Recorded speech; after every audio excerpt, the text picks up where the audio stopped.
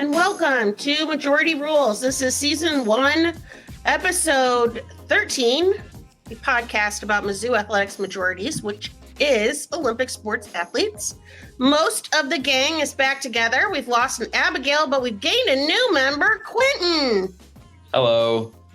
He wanted to cover women's basketball just so that he could be on this podcast. I think exactly. Yes. That is exactly what I'm not he said. as cool as Abigail, but happy to be here. So I am your host, Karen Steger. I am the softball, gymnastics, and sometimes swim, though not that much so far. It's mostly been Rory, beat writer at rockmnation.com, and I'm also the Olympic sports manager. And then let's go to Rory, and why don't you say your name, what you cover, and if you did anything fun during this bye week of no Mizzou football. Hey guys, I'm Rory Whetstone. I've been covering swim recently. Earlier this season, I did women and men's golf, but they're on a bit of a break now. The weekend was stress-free because there was no Mizzou football. I lived a peaceful Saturday. No, it was a lot of fun. Halloween's always a blast. I love getting to dress up with my friends, so it was fun. What did you dress up as? Taylor Swift was one. That was my big one. That was my memoriam of the concert.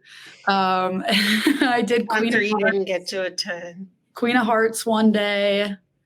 And then there's another one. I think I just threw a hockey jersey I have on. I was like, well, what do we have that's free that I don't need to go buy? So I like that. I'm a proponent of lazy Halloween costumes. It was my Islanders jersey too. They're scary, so they're bad, scares me. It's fine. It worked. Now, was it the current Islanders or like the scary, like Gordon's Fishermen? No, it's like the current Islanders, just as scary because of how bad they've been recently. Yep. Mm-hmm. Yeah. All right, Matthew, to you. All right. I am Matthew Gustafson, the Rock M Nation volleyball and wrestling and baseball for like a couple of weeks there in fall ball. And again in the spring, I'm going to be the backup to Rory there. So busy couple of days for me with volleyball and wrestling back to back. Thankfully, no volleyball today because that would be 3 straight days and a lot of chaos. But what did I do over the weekend? Well, after the wrestling match, went over to a friend's for just like a small like Halloween party get together type thing. Nice. Yeah. Did you think about Mizzou football at all in its absence? Not really. Good call. Dylan, what about you? So my name is Dylan Heinrich. I covered soccer, but that is officially closed the book on that. But now we are fully in women's basketball mode as they start their season this week. Like Matthew, I also hung out with some friends Friday and Saturday, spent a lot of time just enjoying being around people and kind of taking a break. First week without a full soccer match. It was very strange. But other than that, I did not think a lot about Mizzou football over the bye week either. Glad we have a week off, but glad to get a home game once again. I think our last member probably still did significant amount of thinking about our football team, unfortunately, given his job. Yeah. No, Welcome, Quentin. I'm Quentin Corpuel. I am one of the football and men's basketball writers for Rock M Nation. Last year, I helped cover football, men's and women's basketball. I also cover softball for Missouri on SI. I did do a little bit of thinking about Mizzou football over the weekend, but not too much. I was more keyed in on the other games that were happening. I was flipping back between Miami and Duke because Miami is the other college team that has been heavily in my life. My parents met there, so I was raised a Hurricane. I got a Miami hat right there, and there. So I was a little worried at first. They went down by 11 late into the game, but Cam Ward's that guy. And they figured it out, and they are still undefeated. So that was good. And then I was also keyed in on Ohio State, Penn State. That was a very good game as well. But yeah, Halloween weekend was fun. I think there were technically 2 here at Mizzou because Halloween fell on a Thursday. I don't think we should do that again. No. I think we should just have 1. That's enough for me. Awesome. I did not think about football at all during the bye week. I haven't turned on the TV to watch any football.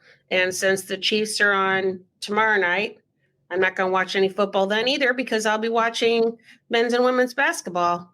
Yeah, so my bye week was stress-free. It's okay. I get a break of Mizzou, and then I got to watch the Bears play in an hour, so the stress comes right back. Like, Yep. Although, Karen, I feel like the bye week, Friday night especially counts as part of the weekend. So not necessarily completely stress-free for you. That's true, but good things came of it. And we'll get to that right now. Hey, it's time for in-season sports updates. And we're going to start with Matthew and volleyball and the biggest win for the Tigers since 2016.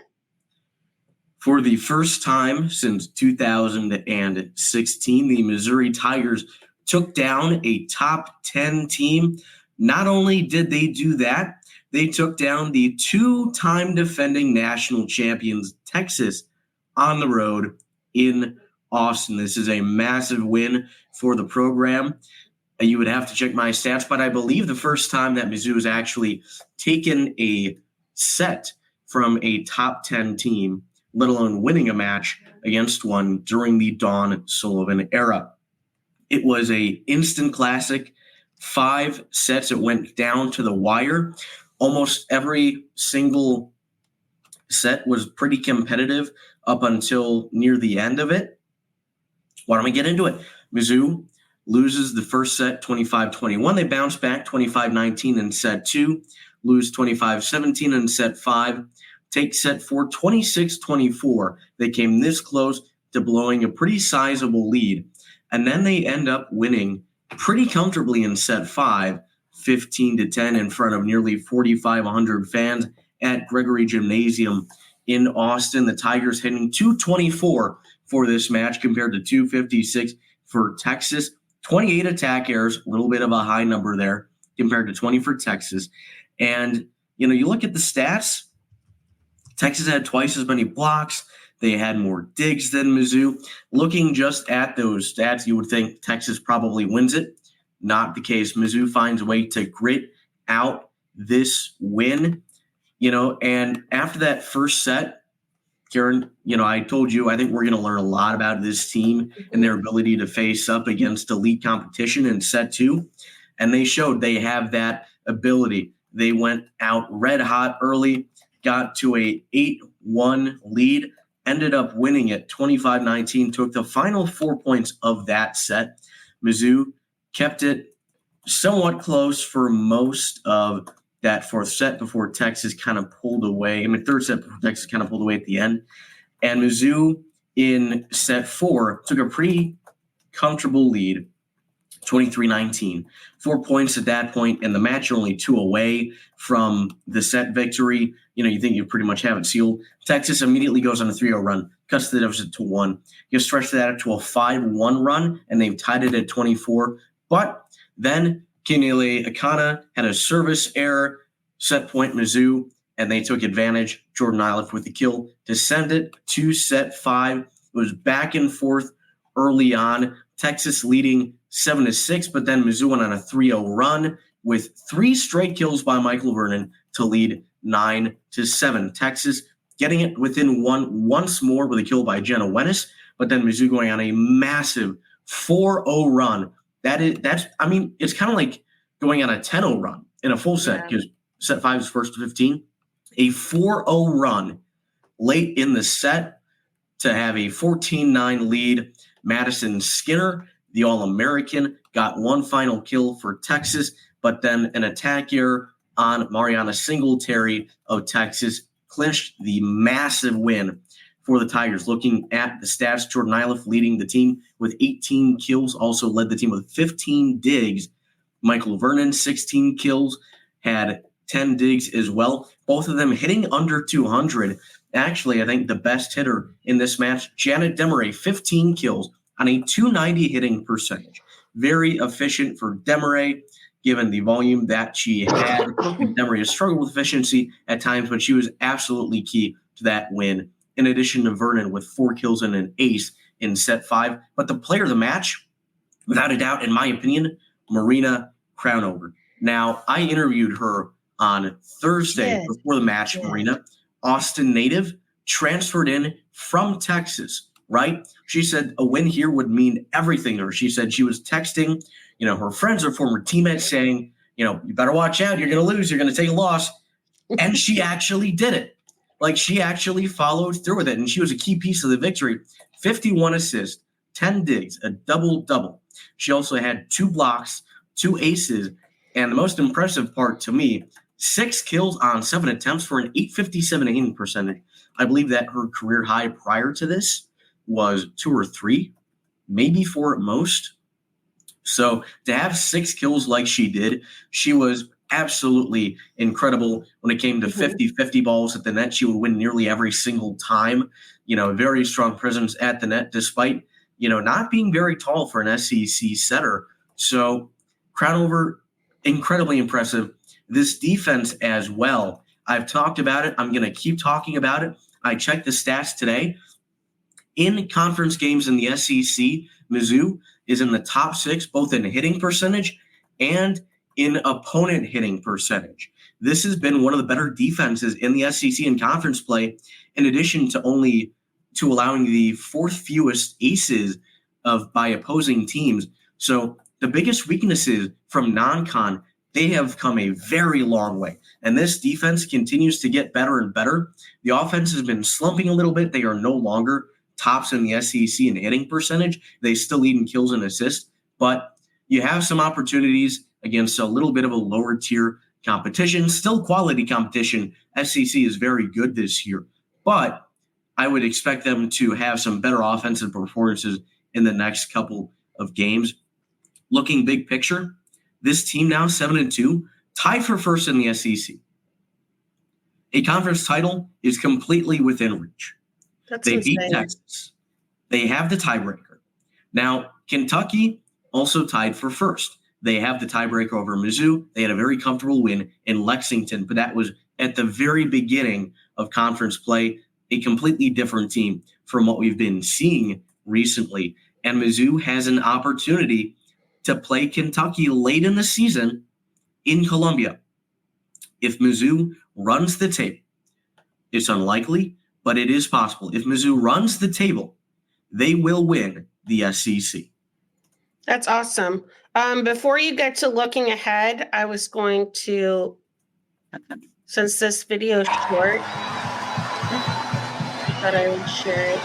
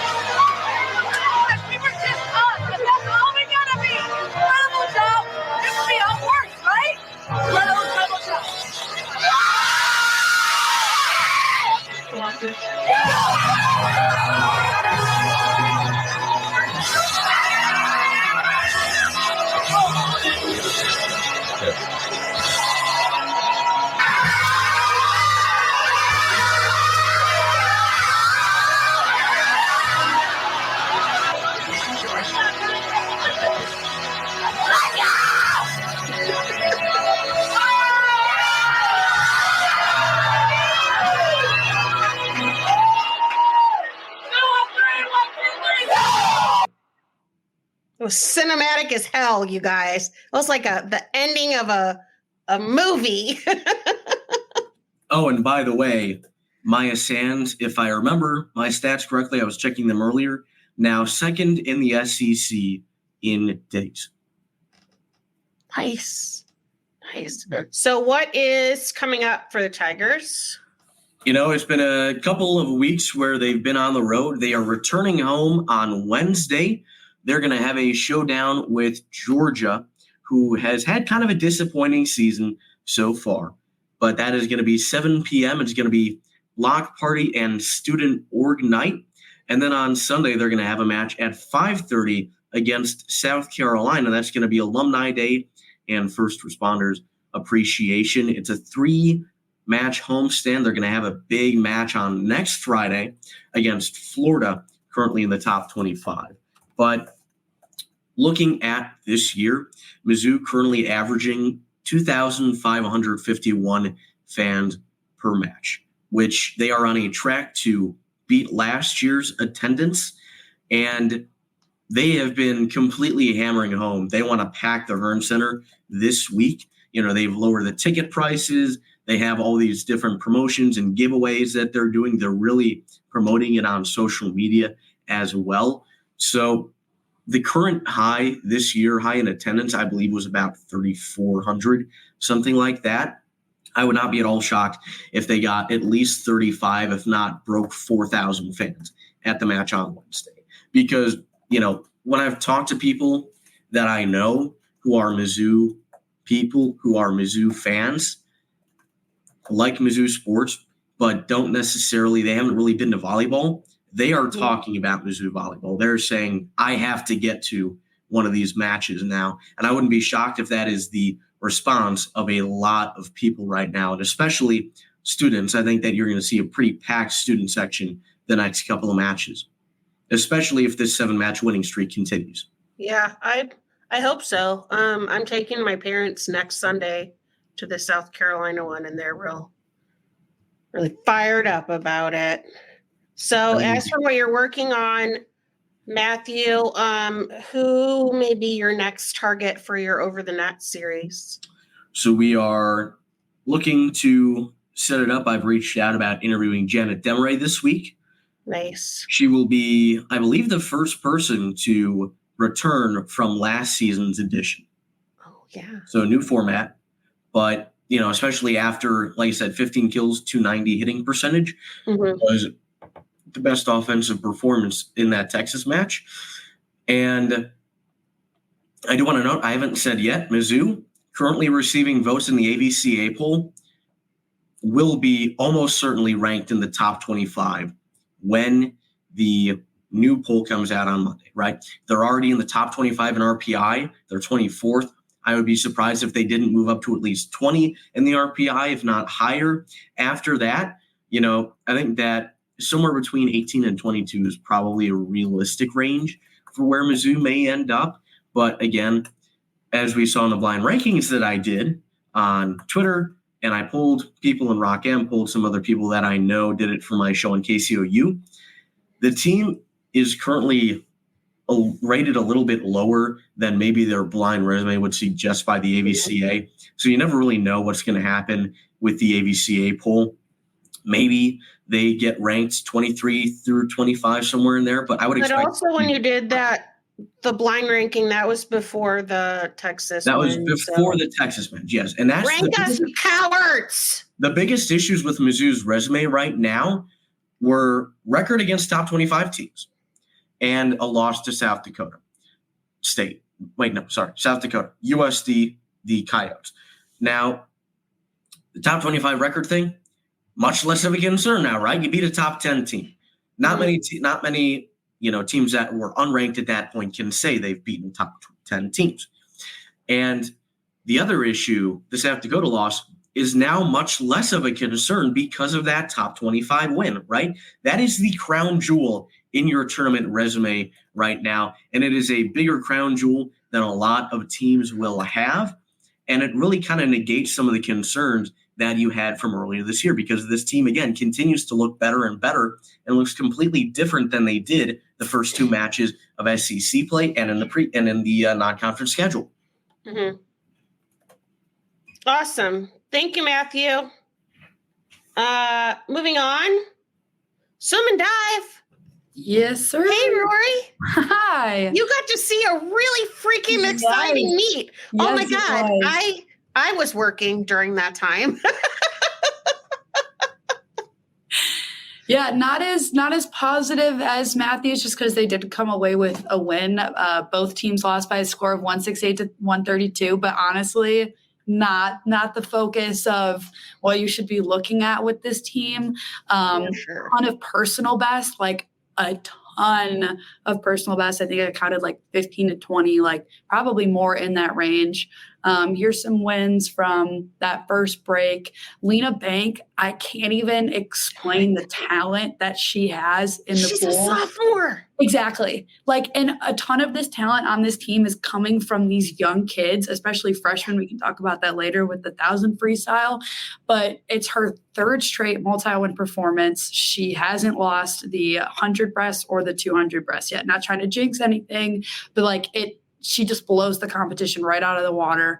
It's so fun to watch her swim. Grant Pachensky's another one who's continued to dominate. He's normally taken the 100 back and 100 free as well. They were big underdogs coming into this meet. Mm-hmm. So the fact that they stayed in it for so long, and a big difference to me with A&M versus Purdue was with Purdue, they came out in that 400 relay and the 1,000 freestyle, and they took those events. That the men swept the 1,000 freestyle last week, and then their momentum kind of tapered throughout the rest of the meet. The energy just kind of wasn't the same. Grevers talks about that after the fact, that a big goal of theirs was to keep that energy up throughout the entire meet. And on the flip, this week they dropped those first two events, and it didn't phase them. I mean, the men just then went on this streak and didn't let up. So they came back into that meet towards the very end. It kind of fell apart again with those relays towards the end, but incredibly impressive. Philip Peschke, he's a freshman. He had his first individual win of his career. You had that also with Alex, I'm going to try to say his name right, Oceanbine. Something like that. Yeah, he's a redshirt freshman. He redshirted last year, so he had his first individual win as well. So many just personal records of this team. So I spoke to him after the meet on Friday, and his takeaway was just the fact that there were a ton of lifetime bests and personal bests, and the fact that they're cranking these out so early in the season has them so hyped moving forward. He said they're in a really rough training block right now. Yeah. Which gives them a really solid 2 weeks to be even more prepared for when they go to Georgia. But I mean, I could just go on and on. You've got Jan Zubik, won the 100 fly and 200 back. He's insane. This team, I mean, Grevers said it towards the beginning of the year. They had a lot of potential. It was just how they used it.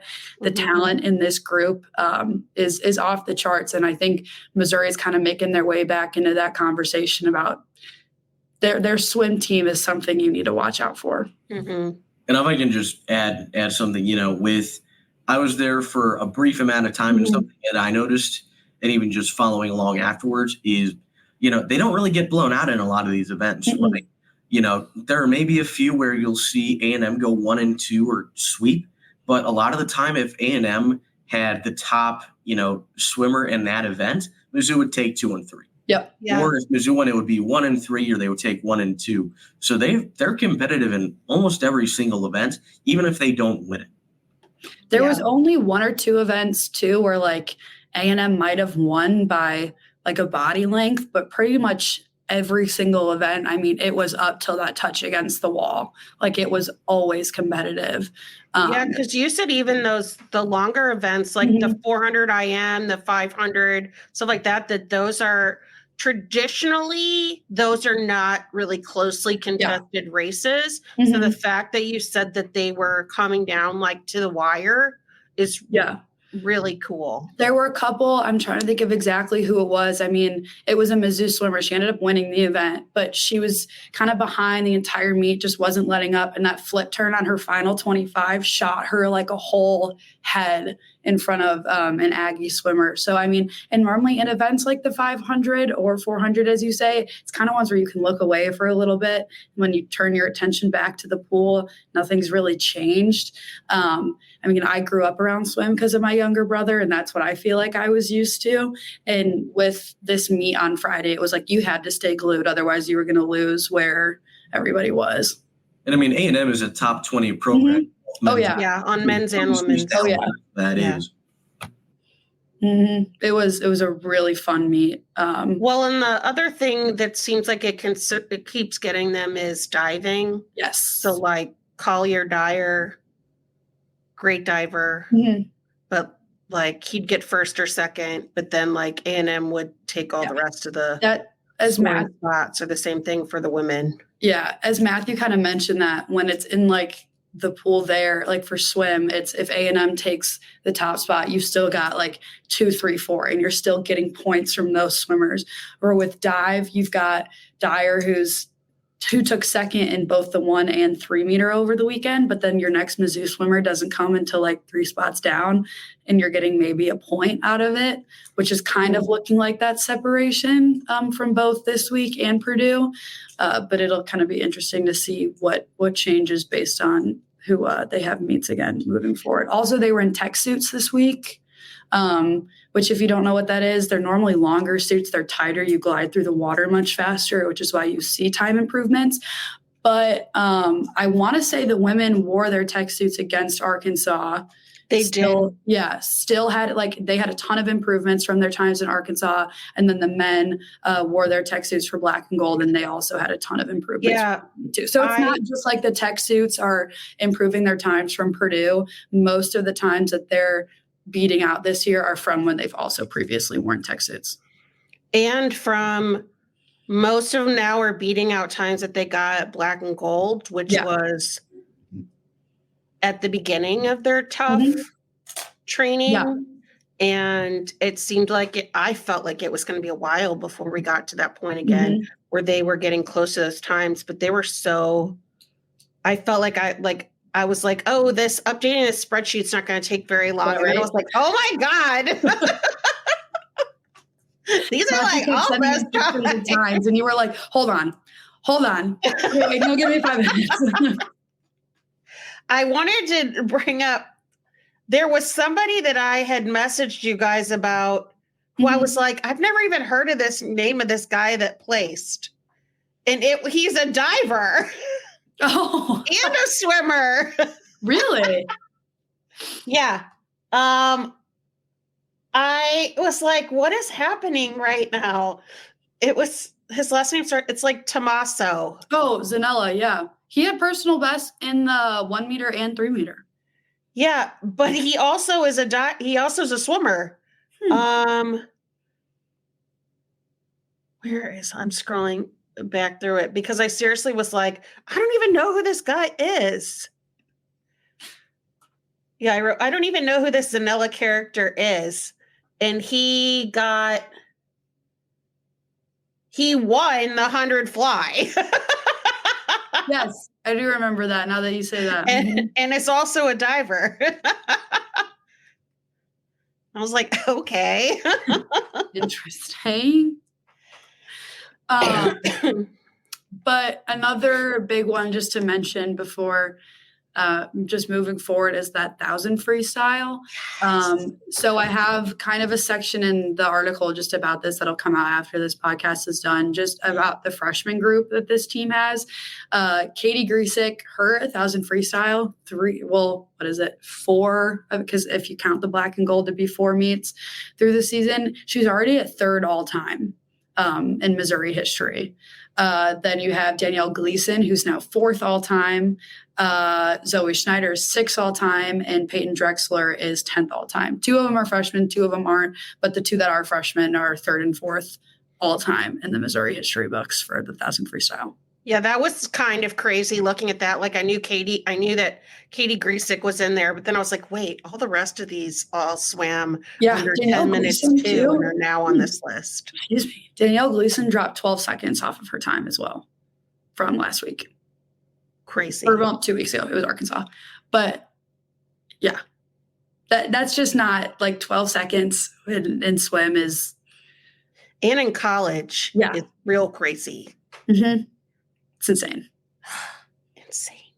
So you said that next up for them is the Georgia Invitational. They're in 2 weeks. They're going to Athens, Georgia. Yes.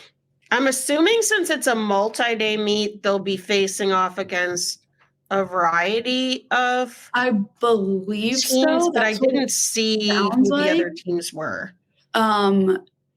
It doesn't say on, like, if you go to their site, I don't think, like Georgia, it just says Georgia Invitational. But the fact that it says Invitational, it's multiple days. I'm assuming it's going to be more than just Georgia. So. Yeah, so that'll be really exciting. I'm assuming they'll be wearing tech suits for that meet. I would assume so. That'll be a big one. Yeah.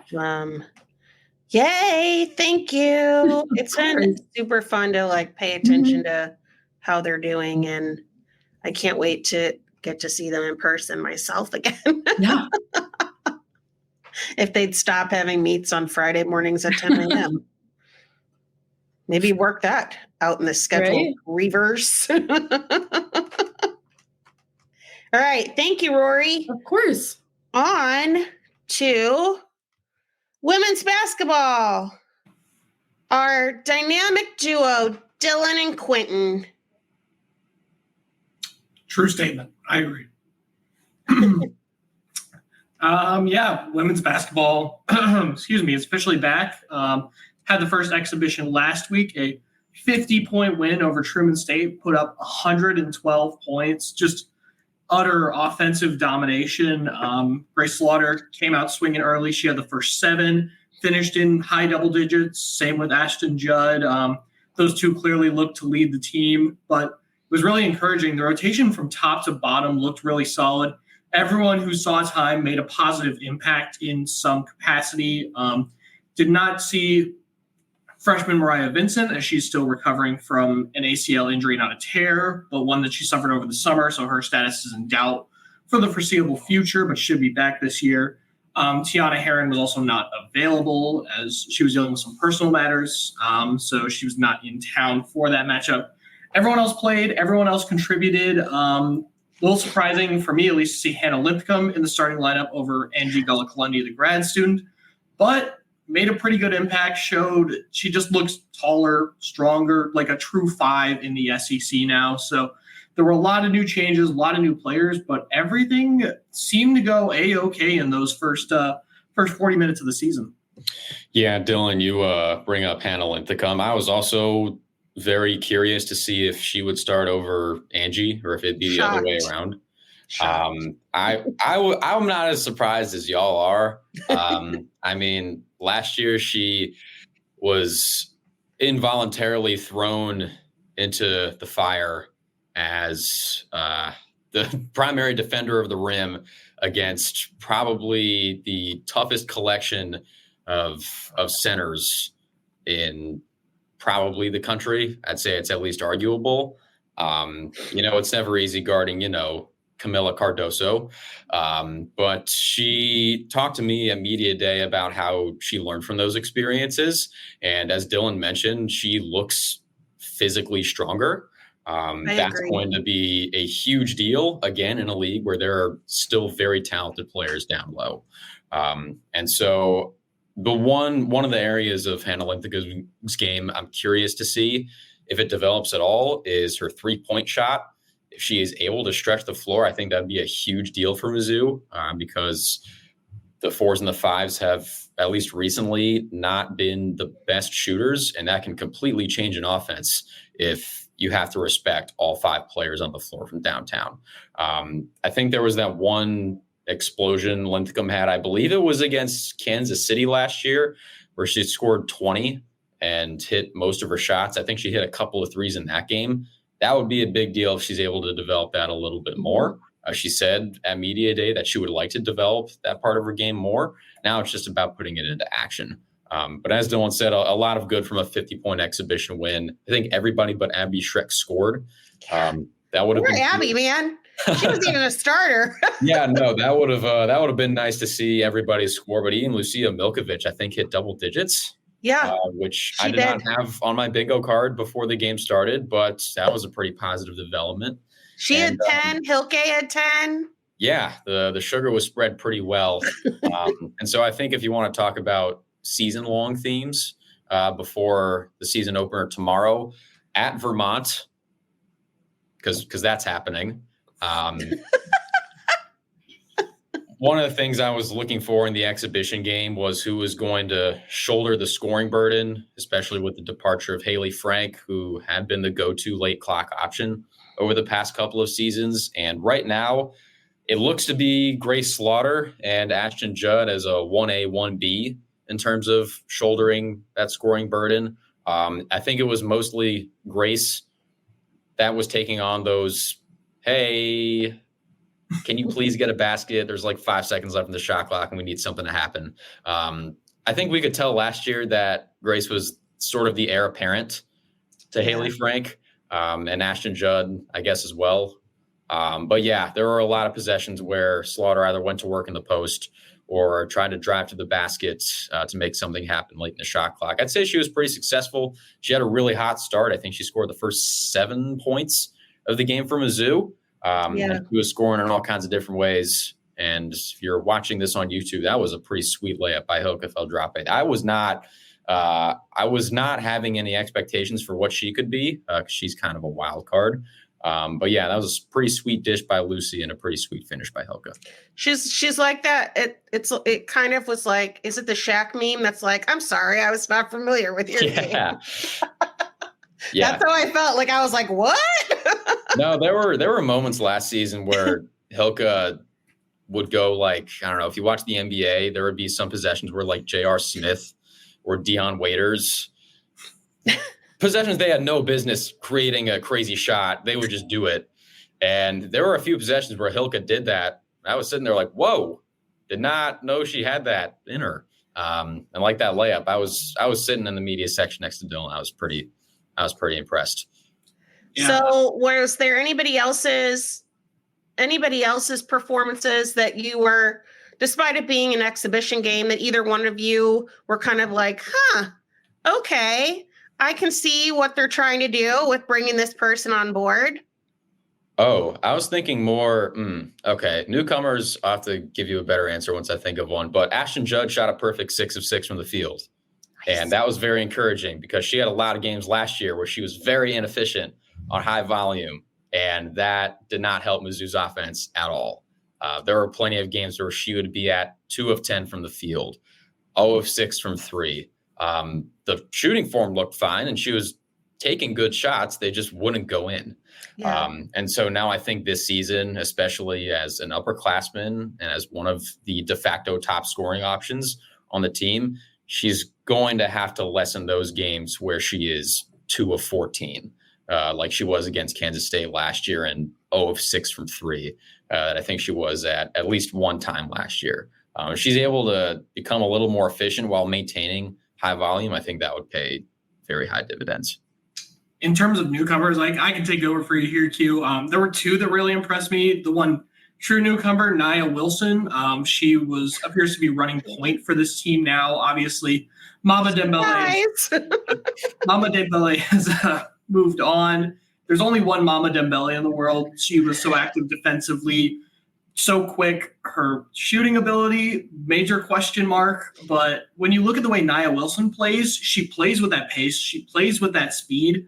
Maybe not as active defensively, but not a bad defender by any stretch. And just she also is able to slash to the rim, able to finish with some efficiency, also able to shoot from outside if she needs to. Didn't need to put up any threes, but had a couple nice mid-range buckets. And Demilah Brown, not really a newcomer, but our first time seeing her. She's going to be playing a lot more off-ball, and I was not expecting her to be this much of a shooting threat. Oh, my God. Those 2 threes that she hit back-to-back were beautiful.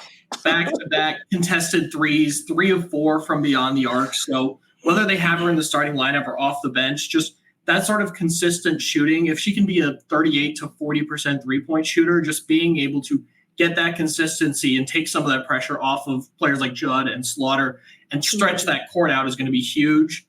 And so if Demilah Brown can't really be that three-point threat that I think she can be, this Mizzou team is just going to be able to push teams out, continue to wear down their bench just with the depth that they have in this lineup. Yeah, and that'll be especially important considering that someone like Grace Slaughter loves to go to work down low.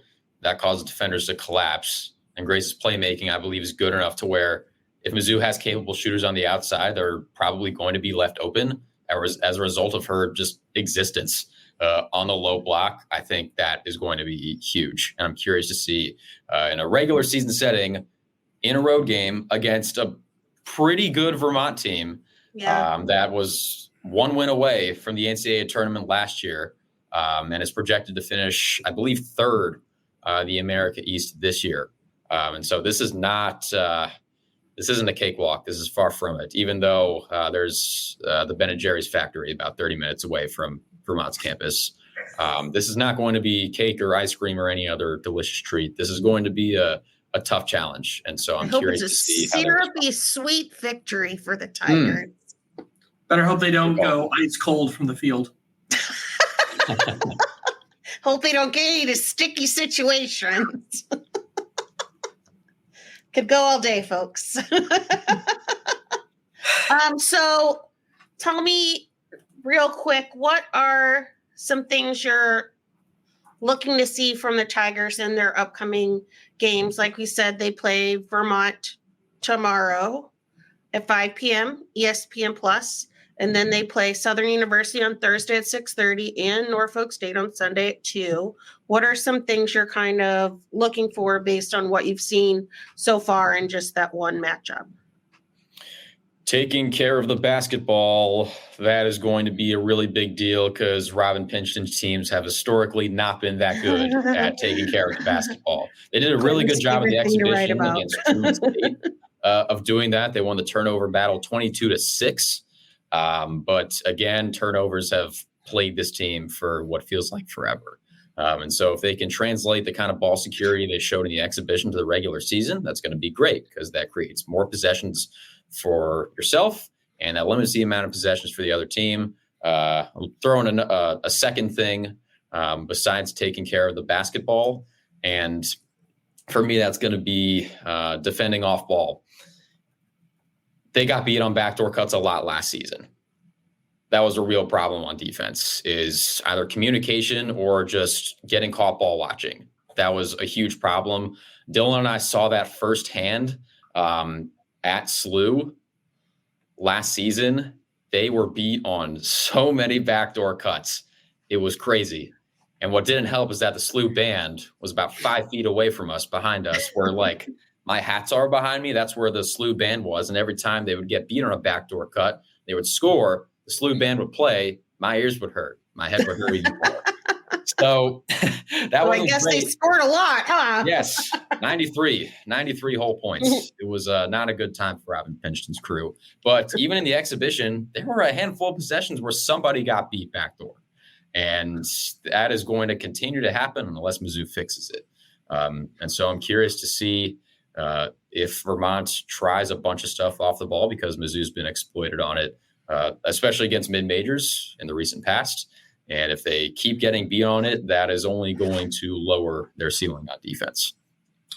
Yeah, I think another main area of focus is going to be the paint presence for this team, both offensively and defensively. Just by a logical standpoint, the SEC is going to have much better bigs than the majority of mid-majors. So Mizzou should be coming in, whether it's Hannah Linthicum, Angelique Alakalundy, they should be the best person in the paint in that matchup. So like you said, if they are getting beat on those backdoor cuts on defense, what can that rim protector do, whether it's Hannah or Angie, to really deter them, keep them away from the basket? And like you said, no easy layups. A big problem for this team was constantly getting blocked and not getting enough blocks on the other end. So being able to control that rim presence and deter some of these teams from easy shots. And then offensively, Angie, I believe she either hit double digits or was near double digits in the exhibition. Hannah Linthicum was a perfect 2 for 2. But what can this lineup do to get into the paint, to get some more of those easy buckets? Obviously, like Hugh mentioned, Grace Slaughter, very talented in the post. If you get her anywhere within 5 feet of the basket, she's probably scoring. So how do you create more opportunities and more of those mismatches for her when she can use some of those spins, those post moves, Euro steps, jabs, any of those types of moves to her advantage to create some of those easy opportunities at the basket? Because it's not rocket science. The closer you are to the bucket, the easier it is to score. I think Angie was perfect from the field too, if I'm not mistaken. She scored like 13 points or something like that. So they shot like 60% in the exhibition. I think it was like 75% in the first quarter. Crazy. Yeah, they had a really easy time scoring in the paint. Like, it was really, really easy. I don't think that's going to happen in the regular season, but right. It's like exhibition, but still fun. I'm glad that women's basketball's back. Tomorrow should be a national holiday, Hoops Day. Let's go to Matthew again, as wrestling had their first matchup at Northern Colorado. If you want to give us some quick takeaways on that. Yep, Mizzou winning 25-14 out in Greeley, Colorado, against a pretty scrappy Northern Colorado team, including the former NCAA champion Andrew Aliris, who was making his return to the mat after taking an Olympic red shirt last season. Why don't we start off talking about the true freshman who got into this match? Rocky Elam, Noah Certain, both out due to injury. Aiden Sinclair and Gage Walker, the true freshman, stepping in at 197 and 125. 197 actually where the match ended up beginning. Aiden Sinclair getting the 1911 major decision, showed a lot of promise on offense. Now, he wasn't really able to score any back points. Franklin Cruz was escaping really quickly. He wasn't really able to rack up any riding time, but a pretty promising showing for somebody making their first ever collegiate start and their first ever collegiate match. So overall, a solid result. Gage Walker going up against potential All-American in Steve O'Poulin, and it went about as you would expect for a true freshman in his first match facing an All-American. He basically got thrown to the wolves, but he actually did pretty well. He avoided giving up a major decision, and really that's what the team was hoping for with that. Other new faces in the lineup at heavyweight, Seth Nitzel taking care of business, got an 11-4 decision. You know, he was really good on top in this matchup. He rode out the entire second period. He had something like close to 4 minutes of riding time, and he got a couple of takedowns too, showed that he's faster than Zach Elam, kind of a little bit shiftier, has more finesse. He gave up a reversal in the final seconds, though. That kind of cost him. He could have had a major decision, and he ended up, like I said, giving up that reversal. So kind of a costly mistake there. Jay Conway going up against Vinny Zerbin, a very good wrestler for Northern Colorado, loses an 8-4 decision. Kind of not as close as it seemed. Conway was losing by more, but did a nice job to get a takedown in the final minutes. The big one, Cam Steed, incredibly impressive. He got a victory by fall. He pinned his opponent, Dacian Poe, in the first 30 seconds of the match. He put Mizzou up 16 points, which were absolutely crucial to getting the win. Very impressive. He's got a ton of upside. He just has to stay healthy. What weight class is he? He is 165. So he is replacing Keegan O'Toole, who's moved up to 174. Now, talking about the returners, Cade Moore, didn't really see him fully healthy for a lot of last season. And he isn't really fully healthy yet. It was uncertain if he would or wouldn't wrestle in this match. And he ended up losing 16-5 on a major decision. He actually looked like the better wrestler. The first 3 minutes, had a 3-1 lead entering the second period, but got dominated final two. Maybe a case where just he's returning from that injury. Maybe he doesn't have the full gas tank yet. I'm not quite sure what happened there. Josh Edmond loses 12-2 in a major decision to Andrew Lirez. Like I said, former national champion. He's kind of in a class of his own at 141, so not too shocking. Edmund just really wasn't able to generate any offense. Maybe he had a couple of decent shots, but Lirez was able to catch him pretty easily. And then at the end, Edmund was just trying to avoid giving up that major decision, and he just continued to back away from Lirez over and over again, which he ended up giving up the major decision anyway. He got called for stalling twice, giving up 2 points, so not the best result for him. Logan Joffrey coming back. Big 7-4 decision over Benji Alanis, avoiding the upset. He was down 4-1 in the third period. He had just gotten taken down. He got a reversal, rode out the rest of the period after the reversal to force overtime, and then he just had more left at that point, ended up getting that match-winning takedown. And then 2 more to talk about. Colton Hawks looked pretty good over in a 9-1 major decision over AJ Heeg. He was wrestling pretty passively. Ended up getting called for stalling. I think Heeg was penalized 4 points, which is kind of insane. 4 stalling points being called on somebody tells you that they just are not really wrestling at all. And then Hawks got a pretty big takedown and ended up getting a major decision. Nice result for him. Keegan O'Toole 174, first time we're seeing him in college at 174, bumping up, looked exactly like he has at 165, just 9 pounds heavier. Like that was really the main difference. Led 9-2 after the first period, 3 takedowns, had just under a minute of riding time, added 2 more takedowns right out the second period for 2 minutes, 12 seconds of riding time, and heading into the third period. O'Toole started bottom, got an escape first 15 seconds. He actually had to play a little bit of defense for the first time really in the match. McElhinney got kind of in deep on a single leg, but O'Toole had some really nice defense, ended up winning a scramble to get the final takedown, getting that tech fall. So overall, I mean, it's not going to make you over the moon, but they took care of business. Cam Steed was very impressive. O'Toole is very impressive. A very solid outcome for Colton Hawks as well. People that kind of underwhelmed a little bit, Edmond, obviously anytime you're going up against a big wrestler like that, right, former national champion, you're probably not going to win, but would like to see him at least be a little bit more aggressive, not be as passive. That was an issue at times last year.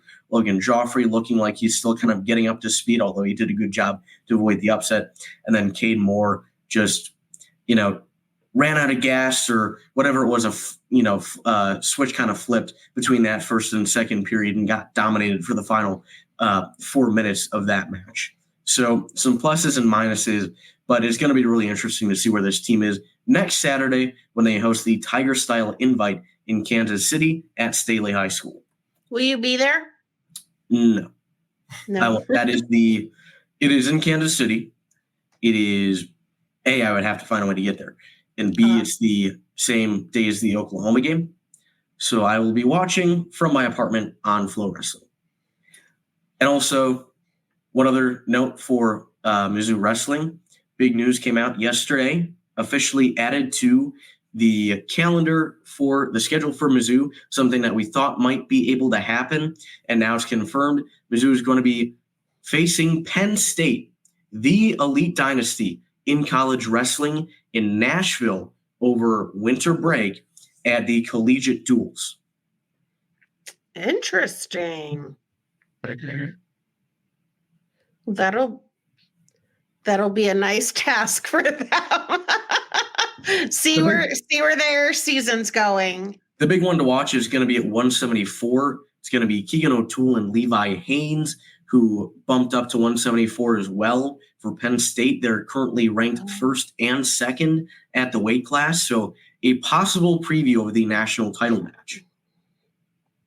Man. As for the TigerStyle Invite, who all did they face there? So it is going to be, from what I remember, Purdue, Maryland, Little Rock, and there may be 1 or 2 more. I would have to go back and check. But those, I think, those are kind of like the big headliners of the tournament. Okay, cool. Thank you, Matthew. And then now we will go to Abigail's update about cross country, where the team just wrapped up their SEC championships, and the men took 5th, and the women took 13th. So the 5th place finish, really awesome, lots of personal records. So Abigail will insert an update there about those performances. Hi, Rocket. My name is Abigail Kleptoskis. I'm the cross-country and track and field beat reporter. I am on the quad for a little extra special occasion for today's update. Here's everything you missed in the distance world for the Tigers this week. Last Friday, the Tigers went down to College Station and competed at the SEC Cross Country Championships. The men had their best team and individual finish since 2021. The men took 5th place, honoring Ryder James' prediction earlier this season, and Drew Rogers led the Tigers for the 2nd time. He shaved over 30 seconds off his personal best and was not the only Tiger to do so. 7 of their 10 runners earned personal bests by a long shot. And then also, that finish was far improved based on their SEC preseason ranking, which had them finishing at 9th place. On the women's side, no surprise there, Rahel Bromell led for the Tigers again. She took lucky number 13th overall, the highest individual finish by a Missouri woman since 2020, and the fastest time by a Missouri woman. She finished sub 20 minutes in the 6K, which is the first time to do so since Sarah Chapman recorded that time in 2020. Now, as for the women's team, they did not complete their preseason ranking nearly as well. They were seeded at, I believe, 9th overall in the preseason ranking, finished 13th. But to Nicole Lowe's credit, she took second for the Tigers again. She has been Missouri's metronome all season long and just kept really consistent paces. And against such a talented, competitive national field, that's impressive. Now we turn our sights onto the Midwest region, which will determine if the Tigers are able to send any runners to the national competition. Right now, it's looking like breaking 20 is going to be the magic number for Rahel to go back to the national championship. Not many people have done so in the Midwest region, only a handful of runners on every team. In order to earn an auto bid, you have to either be in the top 2 teams, which will not happen for Missouri, or be the next 4 qualifying runners who are not a part of those 2 teams. In other words, right now it's looking like the Midwest region is going to be dominated by OSU and Northwestern and ISU. So we are cheering for Oklahoma State or Iowa State to score as many runners in the top 15 as possible, opening up other spots for non-affiliated runners like Rahel to slot in. But I will have far more details on all of the qualifying logistics as this week gets closer. For now, that's my update. Bye, guys. Just a little bit on gymnastics. I know Dylan and I had talked before about, like, you want to get something out sooner and then other things interfere and it keeps you from getting things done, which was the case on my gymnastics piece I just put out yesterday that was a result of a press conference in early October and attending a public intrasquad on October 12th. So I finally put out notes about that. I did intend to add in notes from the donor intrasquad on Saturday. However, I didn't end up attending. So I was like, well, guess I should just put this out anyway. So I encourage people to check that out. The next public intrasquad meet will be a week from Saturday, November 16th. We don't have a time yet. I do know it's at the Tiger Performance Center. And also coming up for me this week, another long-awaited piece that I'd been working on Helen Hu's comeback, with quotes from her and Shannon on her return to the Tigers. So that would be it for our out-of-season updates that I know about. One other thing, now that we are in November, that fans will need to remember is that the clear bag policy is going to be in effect. Now I'm starting to cough again. So that's going to be at all games starting this week. So starting with the game on women's opener on Thursday, you have to have clear bags. Quick shameless plug. If you can't get there on Thursday, I will be calling the game for KCOU 88.1 FM. Nice. Thank you, Matthew. So, yep, you'll have to have your clear bags. I need to make sure that my mom remembers to bring hers. So they're doing that going forward. One last thing before I get out of here, please head to Rock M Nation and support the work of so many student journalists. And now I'm dying. Some really amazing other writers as well. Last week we put out 50 pieces, and during a bye week we put out 50 pieces of writing, which is crazy. You can also support us by subscribing to this podcast, leaving a 5-star review. Love to see some comments in the YouTube, nice ones only. I didn't even get any suggestions for cough drops last time, or like favorite Halloween candy. Like, we were just really pandering to the masses, hoping to get some comments, and no one said anything. It was very rude. But anyway, you can subscribe to our subscription service, rockm.plus. It is super cheap, only $5 a month. And you can follow us on Twitter. I am at Karen Steger. Matthew is at M_Gustafson27. Dylan is at Dylan R. Heinrich. Quentin is at Quentin Corpuel. Oh my God. Rory is at Rory Whetstone7. And Abigail, not here, is at Abigail_clap with a K. And don't forget to go vote on Tuesday. If you haven't already done that, could be the most important election of our lifetimes, you guys. And if you're registered in Boone County, you can come out and see me at Memorial Union, because that is the campus's designated central polling place, and I will be there working all day. If you come and see me, maybe bring me some coffee or a Pepsi or something, or just say hi. I'll just take a hello as well. Thank you for joining us. See you next time. And MIZ. Z-O-U. Yeah, everybody else was. When you after a scan, you can't just wave. Oh, ZOU. Sorry, I've been trying to not say that. We're back. He's new here. He's new here. It's new. We'll do better next time, folks. We'll do better next time. Thank you, everyone, for tuning in to Rock M Radio, a proud partner of Fans First Sports Network. Rock M Radio is the official podcast network of Rock M Plus, a new and exciting subscription service provided by me and the other voices of Rock M Radio. Please take a few moments to head over to rockm.plus and sign up for an account today.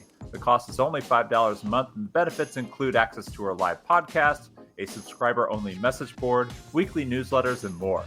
If you enjoyed this episode of Rock M Radio and would like to see more just like it beamed directly into your personal device, make sure to click the subscribe button below and tell your friends. Our podcast feed is available through the Apple Podcast app for iPhone, Google Podcast app for Android, whatever app you listen to your podcast. You can also find Rock M Radio on Spotify. If you're looking for a podcast about your favorite team that is not the Missouri Tigers, Fan First Sports Network is your answer. A full podcast network loaded with the team-specific podcasts covering Major League Baseball, the NFL, NHL, NBA, MLS, and more. And we'll be back with more episodes of Rock M Radio coming to you soon.